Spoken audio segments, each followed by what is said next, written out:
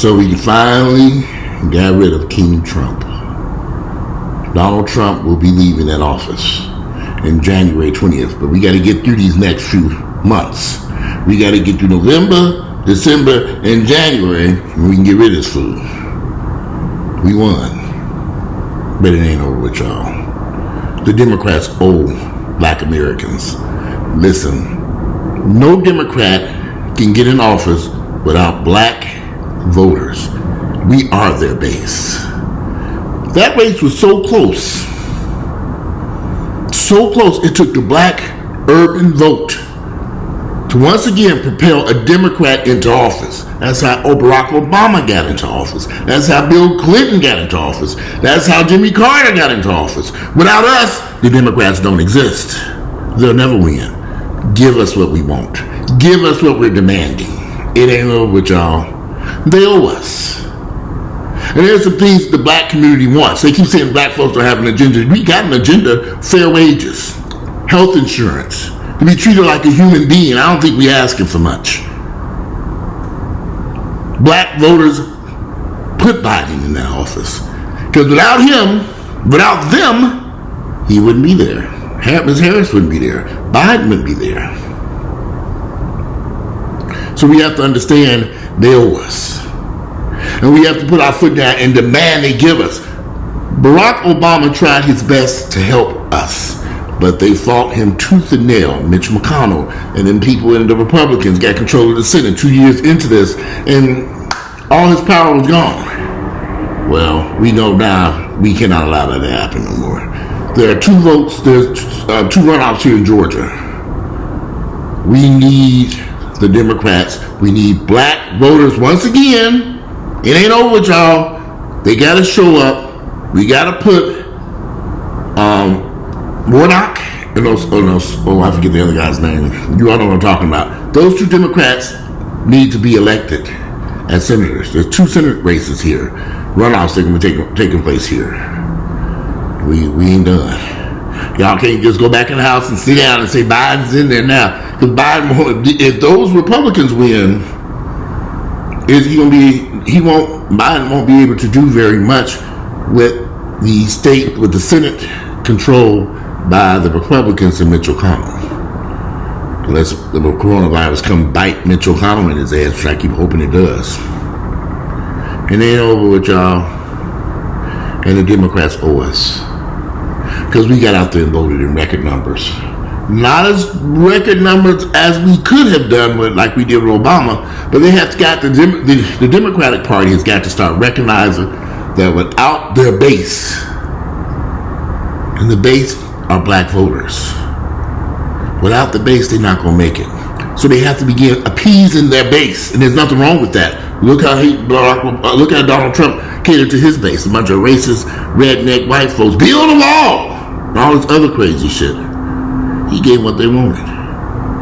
Now give us what we want, because we're not asking to build a wall. We're not asking to separate and divide this nation. We're not asking for nothing for hate. We're not asking for hateful shit.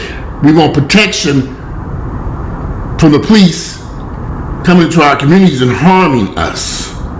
Decent wages and decent salaries. Affordable housing. This is just normal human beings asking for stuff that's right. I am a single black man. And I keep asking myself, well, I'm single, I've been married to her for 25 years. Well, we've been married a couple years, we've been together for 25 years, but we don't have any children. I keep saying, how can these black folks afford to feed their families? House their family, clothe their families. And I don't buy expensive stuff. I do get a couple expensive cars out there I probably shouldn't have. But other than them expensive cars, look, I've been wearing this shirt for a couple years now. Because it fits nice too. They say I'm built like a refrigerator. But anyway, they owe us. And there's nothing wrong with sitting down with your base, the people who put you in office, and giving them what they're requesting. And then I don't see nothing wrong with it. Because without black voters getting up off their behinds, mailing in those ballots, standing in long lines to vote, just like they did with Barack Obama, Bill Clinton, Jimmy Carter, None of those presidents would have got into office without black American voters. Give us what we're asking for. And we're not asking for a lot. Meet us with our demands. Sit down with black folks and say, thank you for helping us achieve this goal and get rid of King Trump. This country could not have survived 4 more years with Donald Trump. It was impossible, y'all. Donald Trump, he blew it. He destroyed his own presidency. His legacy will be remembered forever. The most divisive, hateful president in American history. At least modern American history. And he could have went in there and did so much, but he decided he wasn't going to do that. He knew from day one that he was going to go in there and really, he really turned this country on his head, and not in a good way. The bottom line is how he handled this pandemic. He will be forever known for that. And that just has to be corrected. People keep saying, well, Biden may put us into a lockdown. I don't know how Biden's going to handle this coronavirus, COVID-19 pandemic. But he's going to have to do something. And he might do some stuff we might not like. But we have to get the virus under control, or it's going to destroy this country. And those of you who don't think, a lot of people, here's the funny part about the coronavirus that I'm noticing. I know a lot of people have been talking shit about COVID-19, the coronavirus, until they catch it. Or somebody in their family member get it. Or somebody they know get it. Or somebody close to them. Or a co-worker or a friend. And then all of a sudden everything changes. Well, Walter, I've been sitting in the nightclubs and I've been going here and I haven't had any problems. Until they get sick. And then they realize the error in their ways, that they should have been someplace protecting their health. For some people, this virus, they may recover, but they're going to have lingering effects for the rest of their lives. I know plenty of people who are still sick, and they had the virus back in March and April of this year. Earl had it in December of last year. He got out of the hospital. He was in the hospital for December and January. He got out of the hospital in February, but he's still having lingering effects even now. We're in November. Almost a year. So, listen, you all can do what you want to, but I'm glad that Donald Trump is gone. I do think Bill Biden need to do another thing. He's going to have to reach out to these Trump supporters and calm them the fuck down, because they are some lost souls. And the bottom line is he's got to appease his base, so fuck them. I really don't give a shit about these Trump supporters. Fuck them.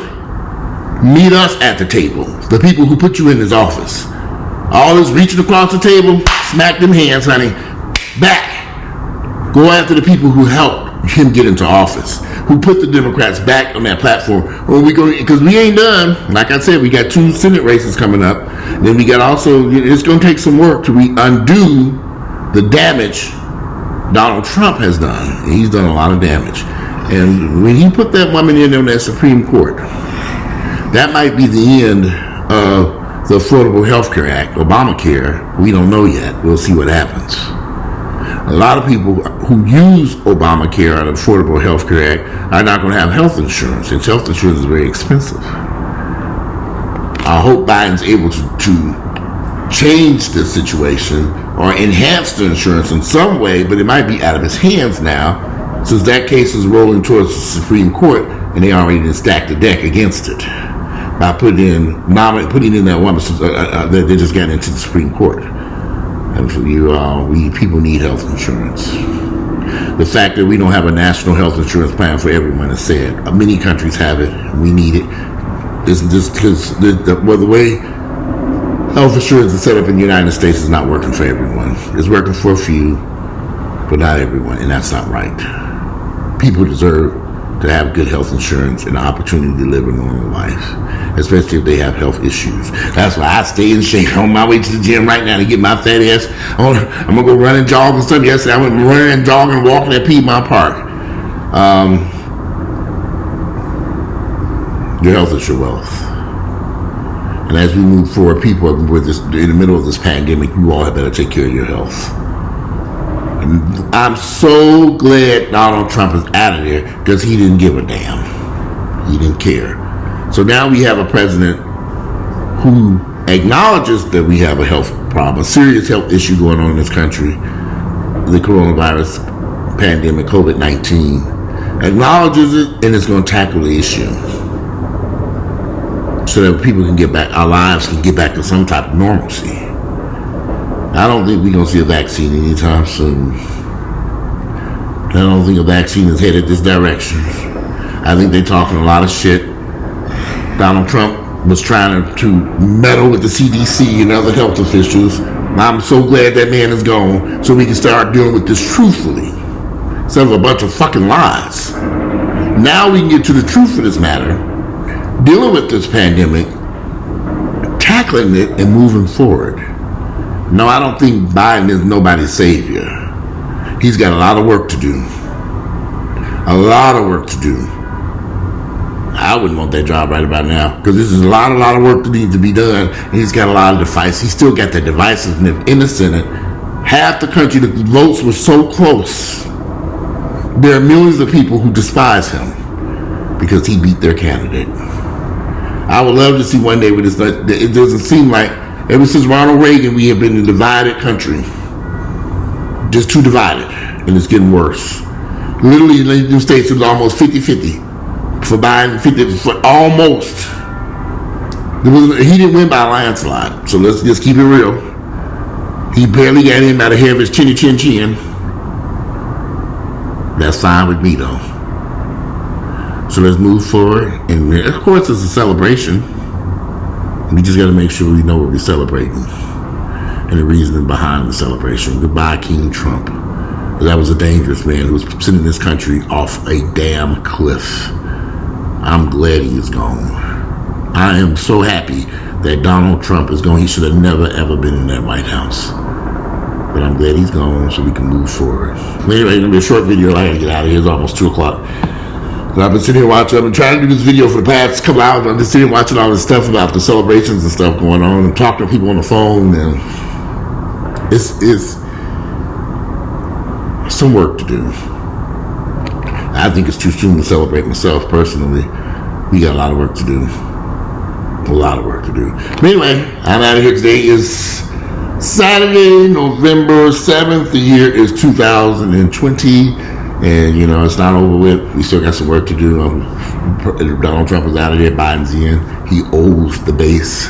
No Democrat can be elected without black voters. It's not going to happen. Anyway, I'm out of here. Enjoy the rest of your day. And I'll speak to y'all later. Bye.